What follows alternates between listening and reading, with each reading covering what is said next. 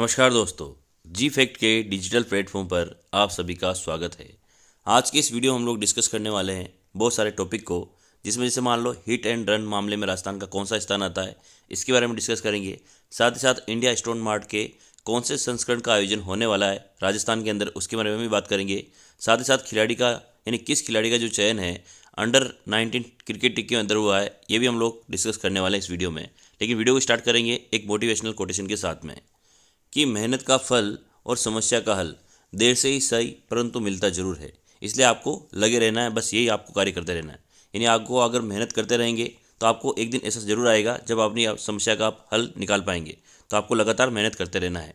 Video को start करते हैं पिछले रिवीजन के साथ में। नंबर 1 क्वेश्चन है, राजस्थान का चौथा सबसे बड़ा बांध किस नदी पर बनाया जा रहा है? तो आंसर होगा इसका परवन नदी के ऊपर इसको बनाया जा रहा है। और याद रखना ये जो बांध बनने वाला है ये किस जिले के अंदर बनेगा? याद रखना ये झालावाड़ जिले के अंदर बनाया जाएगा, ये भी आपको ध्यान रखना है। ठीक है, बढ़ते हैं अगले क्वेश्चन की तरफ। दृष्टिबाधितों के लिए digital online library for the blind in India का शुभारंभ कहाँ किया गया है? तो आंसर होगा जयपुर के अंदर इसका शुभारंभ किया गया है। और याद रखना कि ये किसके द्वारा किया गया है? तो उद्भव फाउंडेशन के द्वारा किया गया है। ठीक है ना, कौन से फाउंडेशन के द्वारा? तो उद्भव फाउंडेशन के द्वारा इसको शुरू किया गया है, ये भी आपको यहाँ पे ध्यान रखना है। अगला क्वेश्चन है हमारा, इंडो नेपाल ग्रीन मिशन की ब्रांड एम्बेसडर कौन है जिन्हें अयोध्या में लाल बहादुर शास्त्री रत्न अवार्ड से सम्मानित किया गया है? तो आंसर होगा सिद्धि जोहरी। और यार ना सिद्धि जोहरी का संबंध कहाँ से आता है? तो इनका संबंध आता है जोधपुर जिले से, ये भी आपको ध्यान रखना है। अगला है, चूरू जिले को कौन सा नया राष्ट्रीय राजमार्ग मिलने जा रहा है? तो आंसर होगा 703। ठीक है ना, ये आपको ध्यान रखना है। काफ़ी इंपॉर्टेंट क्वेश्चन है, एग्जाम की दृष्टि से मोस्ट इंपॉर्टेंट। बढ़ते हैं अगले क्वेश्चन की तरफ। अगला है, 3 जनवरी 2024 को दिल्ली के प्रगति मैदान में राजस्थान को एक जिला एक उत्पाद पुरस्कार वितरण समारोह में किस पदक से नवाजा गया है? तो आंसर होगा इसका कांस्य पदक से नवाजा गया है। राज्य का कौन सा शहर भारत का पहला वेटलैंड शहर बन सकता है? तो आंसर होगा इसका उदयपुर को जो है राजस्थान का भारत का पहला वेटलैंड शहर ये बनने वाला है, ये आपको ध्यान रखना है। अगर बात करें राजस्थान में सबसे ज़्यादा वेटलैंड कहाँ पर आते हैं, तो 12 जिले के अंदर आता है, सबसे ज़्यादा वेटलैंड आते हैं। और ये भी याद रखते 12 जिले के अंदर जो है 12 वेटलैंड आते हैं, ये भी आपको यहाँ पर ध्यान रखना है। बढ़ते हैं अगले क्वेश्चन की तरफ। अगला क्वेश्चन हमारा, देश का पहला रीजनल ड्राइविंग सेंटर कहाँ बनाया जा रहा है? तो ये भी इंपॉर्टेंट है, ये भी देश का पहला रीजनल सेंटर बनने वाला है जो कि सिंगावल केकड़ी के अंदर बनेगा, ये आपको ध्यान रखना है। अगला है, देश की पहली AC sleeper Vande Bharat train की शुरुआत कहाँ से की गई है? तो याद रखना जोधपुर से इसकी शुरुआत की जाएगी। आप सबको बताया कि जोधपुर के अंदर जो है भगत की कोठी रेलवे स्टेशन है। इस भगत की कोठी रेलवे स्टेशन के ऊपर जो है आप सबको बताया कि जो वंदे भारत ट्रेन है उनका मेंटेनेंस सेंटर यहाँ पर बनाया जा रहा है। इसी वजह से यहाँ पर एसी स्लीपर ट्रेन की शुरुआत भी यहीं पर की जाएगी, ये भी आपको यहाँ पर ध्यान रखना है। आज के आपको बताया कि आज को जो पेपर हुआ था असिस्टेंट प्रोफेसर का, उसमें भी एक वंदे भारत ट्रेन से संबंधित एक क्वेश्चन आपको पूछा गया था, तो ये भी काफ़ी इंपॉर्टेंट आपके लिए हो जाता है। बढ़ते हैं अगले क्वेश्चन की तरफ। अगला है, राजस्थान इंटरनेशनल फिल्म फेस्टिवल का आयोजन कब किया जाएगा? तो आंसर होगा इसका 27 से लेकर 31 जनवरी 2024 को इसका आयोजन किया जाने वाला है। और ये याद रखना कि ये कौन से संस्करण का आयोजन होने वाला है? तो ये 10वें संस्करण का आयोजन होने वाला है, ये आपको यहाँ पे ध्यान रखना है। आपको इसकी थीम अगर याद है तो आप कमेंट सेक्शन में लिख के जरूर बताएं।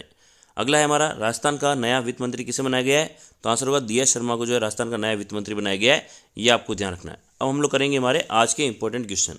नंबर 1 है, जल विज्ञान संस्कृति एवं समाज विषय पर 11 और 12 जनवरी 2024 को 2 दिवसीय राष्ट्रीय सेमिनार का आयोजन कहाँ किया जाएगा? तो इसका सही आंसर होगा ऑप्शन नंबर 1, राजकीय डूंगर महाविद्यालय बीकानेर के अंदर इसका आयोजन किया जाएगा, ये आपको ध्यान रखना है।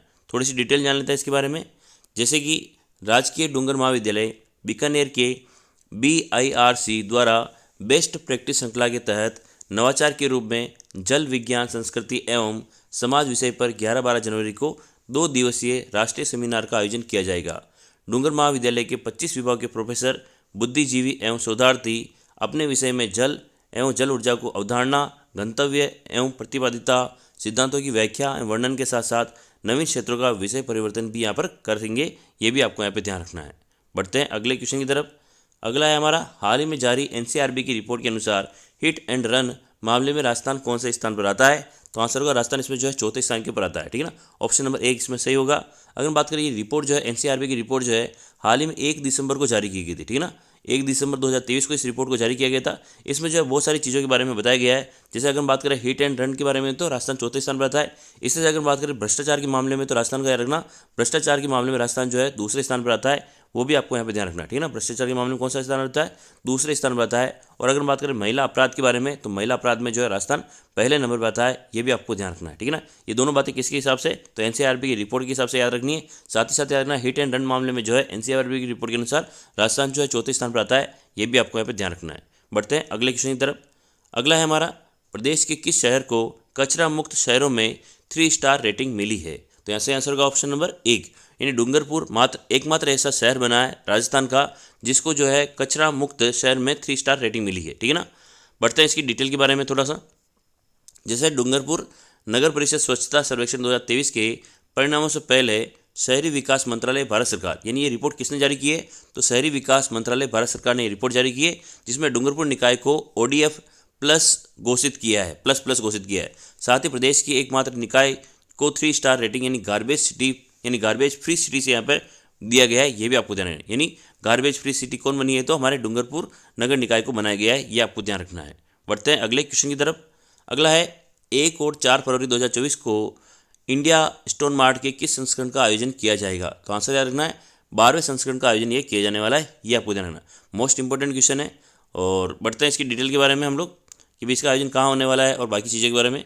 कि स्टोन मार्ट के 12वें संस्करण में देश विदेश के 450 से अधिक एग्जीबिटर्स इसमें भाग लेने की उम्मीद है। साथ ही साथ इंडिया स्टोन मार्ट का आयोजन Centre for Development of Stone, RIICO और फिक्की के सहयोग से किया जाएगा। यानी इसमें कौन कौन सहयोग करने वाले हैं, तैयार रखना, centre for Development of stone, साथ ही साथ रिको इसमें पार्टिसिपेट करेगी और फिक्की के सहयोग से इसका आयोजन किया जाएगा, ये भी आपको ध्यान रखना है। साथ ही साथ इंडिया स्टोन मार्ट में एक आर्किटेक्ट की एक संगोष्ठी आयोजित होगी जिसका नाम है जयपुर आर्किटेक्चर फेस्टिवल, ये भी इसी दौरान इसका आयोजन किया जाएगा, तो ये आपको यहाँ पे ध्यान रखना है। बढ़ते हैं अगले क्वेश्चन की तरफ। अगला है हमारा, वर्तमान में राजस्थान के चिकित्सा एवं स्वास्थ्य मंत्री कौन है, तो इसका सही आंसर होगा गजेंद्र सिंह जो है राजस्थान के चिकित्सा एवं स्वास्थ्य मंत्री बनाए गए हैं। साथ ही साथ अगर बात करें भजन लाल शर्मा को, तो इनको गृह विभाग दिया गया है, ये आपको ध्यान रखना है, ठीक है ना।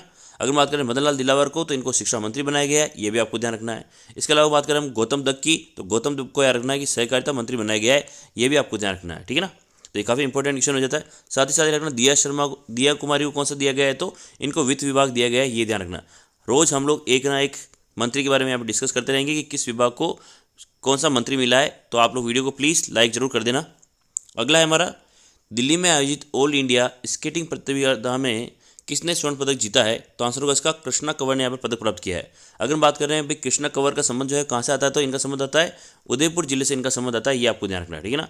और अगर हम यहाँ पे बात करें, उदयपुर की ये पहली खिलाड़ी बनी है जिसने ऑल इंडिया स्केटिंग स्पर्धा में जो है कोई पदक प्राप्त किया है, और वो भी कौन सा पदक प्राप्त किया है, तो स्वर्ण पदक इन्होंने प्राप्त किया है, ये आपको ध्यान रखना है, ठीक है ना। बाकी ऑप्शन की अगर बात करें तो देखो कियाना परिहार, ये एक तरीके से शतरंज की खिलाड़ी है। ये किसकी खिलाड़ी है, तो ये शतरंज की खिलाड़ी है, और ये काफ़ी कम उम्र के अंदर इन्होंने जो है पदक हासिल किया है। ये भी इनका संबंध भी कहाँ से आता है, तो उदयपुर से इनका संबंध आता है, ये भी आपको ध्यान रखना है। साथ ही साथ अगर हम बात करें जय कुमार बोहरा का, तो इनका संबंध भी कहाँ से आता है, उदयपुर जिले से इनका संबंध आता है। और याद रखना कि आपको पता है कि भाई लॉ की पढ़ाई के लिए क्लेट का एग्जाम होता है। किसका एग्जाम होता है, क्लेट का एग्जाम होता है। इस क्लेट के एग्जाम में देश भर में इन्होंने टॉप किया है जय कुमार बोहरा ने, और इनका संबंध भी कहाँ से आता है, तो उदयपुर से आता था। इस प्रकार से आपको 3 जनों को नाम याद रखना है, इन तीनों का संबंध कहाँ से आता है, तो उदयपुर जिले से इनका संबंध आता है, ये आपको ध्यान रखना है, ठीक है ना। बढ़ते हैं इसकी डिटेल के बारे में थोड़ा सा, कि ऑल इंडिया आइस स्केटिंग स्पर्धा में 500 मीटर में स्वर्ण पदक जीता है। साथ ही साथ फिगर स्केटिंग में इन्होंने रजत पदक हासिल किया है, और स्केटिंग में पदक जीतने वाली उदयपुर की ये पहली महिला खिलाड़ी बनी है, इसलिए मोस्ट इंपॉर्टेंट आपके लिए हो जाता है। बढ़ते हैं अगले क्वेश्चन की तरफ। अगला है हमारा, पुलिस थानों में आपराधिक प्रकरणों के अधिक से अधिक निस्तारण में राजस्थान का कौन सा जिला पहला स्थान पर रहा है, तो सही आंसर होगा इसका सलूमर जिला जो है इसमें पहले स्थान के ऊपर रहा है, ये आपको ध्यान रखना है। अगर हम बात करें भाई 31 दिसंबर 2023 से पहले जो हमारा राजस्थान पुलिस मुख्यालय है उसने कुछ दिशा निर्देश जारी किए थे। उस दिशा निर्देशों की अगर हम बात करें कि जो आपराधिक मामले हैं उनके निस्तारण के लिए एक कंडीशन रखी गई थी, जिसमें रखा गया था कि अगर जिसके मामले जो है 5% से कम होंगे उसके बारे में यहाँ पे उसको रैंकिंग देने की वहाँ पे बात की गई थी। तो यार ना जिसमें 5% से कम मामले जिसके अंदर आए उसमें सोलमो जिला जो है पहले स्थान के ऊपर आता है, ये आपको ध्यान रखना है, ठीक है ना। बाकी अगर बात करें केकड़ी के अंदर आपको पता है कि अभी हाल ही में ड्राइविंग सेंटर यहाँ पर खोला गया है, तो ये भी आपको ध्यान रखना है। बढ़ते हैं इसकी डिटेल के बारे में कि सलूमर जिला निस्तारण मामलों में 3.78% के साथ में पहले स्थान के ऊपर रहा है। साथ ही यार ना जावर थाना जो है वो 2.05% के साथ में जो है पहले स्थान पर रहा है। यानी अगर जो हम निस्तारण की अगर मामलों की बात कर रहे हैं तो राजस्थान में सलूमर जिले के अंदर जो है सबसे कम मामले जो बाकी चल रहे हैं उसमें 3.78% ही मामले यहाँ पर बाकी चल रहे हैं। और थाने की अगर बात करें तो जावर थाना इसमें पहले स्थान पर आता है। राजस्थान पुलिस मुख्यालय से आपराधिक मामलों के निस्तारण के लिए मापदंडों का निर्धारण किया गया था। उसी मापदंडों के अनुसार सभी जिलों में पेंडेंसी की न्यूनतम से न्यूनतम के 5% के निर्देश दिए गए थे। यानी सभी जिलों को निर्देश दिया गया था कि आपके जो यहाँ पे आपराधिक मामले चल रहे हैं उसके निस्तारण को जल्दी से जल्दी किया जाए और ये मामले जो है 5% से कम हो जाने चाहिए। इसके लिए दिशा निर्देश यहाँ पर जारी किए गए थे। इसमें अगर बात करें तो सलूमर जिला पहले स्थान पर रहा है, साथ ही साथ जावर थाना भी इसमें पहले स्थान पर रहा है। तो ये दोनों चीज़ें आपको यहाँ पर ध्यान रखनी है। बढ़ते हैं अगले क्वेश्चन तरफ। अगला है राजस्थान के किस खिलाड़ी का चयन अंडर 19 क्रिकेट टीम के लिए किया गया है? तो आंसर होगा इसका वर्षा जाखड़ का चयन यहाँ पर जो है अंडर 19 क्रिकेट टीम के लिए किया गया है। अगर बात करें वर्षा जाखड़ का संबंध कहाँ से आता है तो इनका संबंध आता है बाड़मेर जिले से, ठीक है ना। अगर इनका संबंध कहाँ से आता है तो बाड़मेर जिले से आता है इनका संबंध। काफ़ी इंपॉर्टेंट क्वेश्चन है।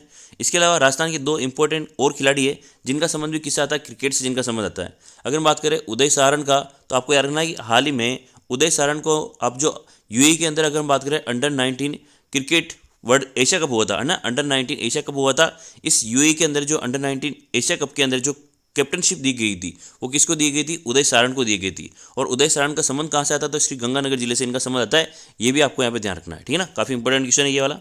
अगर बात करें रवि बिश्नोई तो इनका संबंध कहाँ से आता है? जोधपुर से इनका संबंध आता है। और आप सबको पता है कि रवि बिश्नोई जो है आईपीएल के अंदर भी खेलते हैं। साथ ही साथ रखना रवि बिश्नोई जो हाल ही में T20 की जो रैंकिंग जारी होती है, T20 की जो रैंकिंग जारी होती है उसमें नंबर 1 खिलाड़ी बने हैं। कौन से? तो रवि बिश्नोई बने। तो ये भी क्रिकेट से जुड़े हुए खिलाड़ी हैं और काफ़ी इंपॉर्टेंट आते हैं। तो तीनों का आपको यहाँ पे याद रखना है। अंडर 19 क्रिकेट टीम के लिए वर्षा जाखड़ का चयन हुआ है। उदय सारण का संबंध भी किससे है? तो अंडर 19 क्रिकेट टीम के कैप्टन से संबंधित है। रवि बिश्नोई को भी आप सब समझ चुके हैं। तो बढ़ते हैं अगले क्वेश्चन की तरफ। थोड़ी सी डिटेल जान लेते हैं इसके बारे में कि वर्षा बाड़मेर के जिले के बायतू और उसका गाँव का नाम क्या है? तो खोतों की ढाणी की रहने वाली है, ठीक है ना। तो ये भी याद रखना है कि ये किस गांव की रहने वाली है? खोतों की ढाणी, बायतू, बालोतरा, बाड़मेर से बिलोंग करती है। वर्षा जाखड़ क्रिकेट के साथ ही हैंडबॉल की भी बेहतरीन खिलाड़ी है। पिछले साल कजाकिस्तान के अलमाटी में 7 से लेकर 14 मार्च तक हुई 16वीं जूनियर एशियन वीमेन हैंडबॉल प्रतियोगिता में उम्दा प्रदर्शन कर इन्होंने मेडल जीते थे। यानी ये क्रिकेट के साथ साथ हैंडबॉल की भी काफ़ी अच्छी खिलाड़ी है। ये भी आपको यहाँ पे ध्यान रखना है। बढ़ते हैं अगले क्वेश्चन तरफ। अगला है हमारा हाल ही में सिलिकोसिस रोग से पीड़ित मरीजों की जांच हेतु AI तकनीक का प्रयोग किस राज्य में किया जाएगा? तो आंसर होगा इसका राजस्थान के अंदर इसका प्रयोग किया जाएगा। अगर बात करें सिलिकोसिस नीति जो है राजस्थान के अंदर सबसे पहले लागू हुई थी। यानी सिलिकोसिस नीति को लागू करने वाला पहला राज्य कौन सा बना था? वो भी कौन था? तो राजस्थान ही सबसे पहले बना था। अगर बात करें राजस्थान के अंदर जो सिलिकोसिस नीति आई थी वो कब आई थी? तो 2019 के अंदर जो है राजस्थान के अंदर सिलिकोसिस नीति आई थी। ये भी आपको ध्यान रखना है। अगर बात करें सिलिकोसिस जो रोग है वो किन व्यक्तियों को होता है? जो व्यक्ति जहाँ पर जो मिट्टी वगैरह जहाँ उड़ती है वहाँ पर रहने वाले व्यक्तियों को ज़्यादातर सिलिकोसिस रोग की प्रॉब्लम होती है। अगर बात करें सिलिकोसिस रोग से अगर किसी व्यक्ति की मृत्यु होती है तो उसको जो है 3 लाख रुपए यहाँ पर दिए जाते हैं, ठीक है ना। कितने लाख रुपए प्रदान किए जाते हैं अनुदान के तौर पे? तो 3 लाख रुपए अनुदान प्रदान किए जाते हैं। साथ ही साथ इसमें जो है मासिक पेंशन भी दी जाती है उनके परिवार वालों को।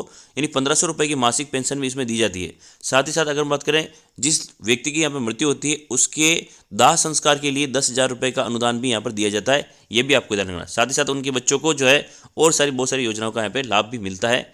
लेकिन ये रोग जो है काफ़ी खतरनाक रोग है। ये जो है फेफड़ों को खराब करने वाला एक रोग है। बात करते हैं इसकी डिटेल के बारे में थोड़ी सी कि भाई सिलिकोसिस रोग से पीड़ित मरीजों की जांच हेतु AI तकनीक आधारित चेस्ट एक्सरे एप्लीकेशन भी लॉन्च किया गया। यानी ये भी आपको ध्यान रखना है कि भाई AI के ऊपर आधारित एक एप्लीकेशन भी लॉन्च किया गया है जिसका नाम क्या है? चेस्ट एक्सरे एप्लीकेशन भी उसका नाम रखा गया है। राष्ट्रीय सरकार द्वारा न्यूमोकोनिसियस नीति 2019 लागू की गई है। पुलिस में रुपए का प्रावधान शामिल है। 3 लाख सहायता राशि, पेंशन भी मिलती है इसमें। साथ ही साथ मरीजों को 1,500 रुपये प्रति माह यहाँ पर पेंशन भी दी जाती है। ये भी आपको यहाँ पे ध्यान रखना है। बढ़ते हैं अगले क्वेश्चन तरफ। अगला है हमारा मालदीव में आयोजित युवा आदान प्रदान कार्यक्रम में किसने अंतर्राष्ट्रीय स्तर पर भारत सरकार के NCC समूह का प्रतिनिधित्व किया है? तो आंसर होगा इसका राधिका झांगीड़। ये आपको ध्यान रखना है। बाकी अगर हम बात करें जैसे और ऑप्शन है नूर शेखावत, तो यार रखना ये पहली ट्रांसजेंडर है, ठीक है ना। पहली ट्रांसजेंडर है जिनका जन आधार कार्ड बना है, ठीक है ना। ये आपको ध्यान रखना। नूर शेखावत कौन है? तो पहली ऐसी महिला है, ट्रांसजेंडर है जिनका जन आधार कार्ड बनाया गया है। तो ये भी आपको ध्यान रखना है। बाकी अगर हम बात करें अगले ऑप्शन के बारे में तो जो MN श्रीवास्तव है ये राजस्थान के क्या है? कार्यवाहक मुख्य न्यायाधीश है, ठीक है ना। ये क्या है, कार्यवाहक मुख्य न्यायाधीश है। मनीन्द्र मोहन श्रीवास्तव। CS राजन की अगर हम बात करें तो हाल ही में इनको कोटक महिंद्रा का अध्यक्ष बनाया गया है, ठीक है ना। कोटक महिंद्रा बैंक जो है उसका अध्यक्ष किसको बनाया गया है, तो यार ना CS राजन को। ये राजस्थान की जो है पूर्व मुख्य सचिव रह चुके हैं, इसलिए काफ़ी इंपॉर्टेंट आपके लिए आते हैं। तो ये थे हमारे आज के इंपॉर्टेंट क्वेश्चन। वीडियो आपको कैसा लगा कमेंट करके बताएं। प्लीज़ वीडियो को लाइक करें, चैनल को सब्सक्राइब करें। जय हिंद, जय भारत।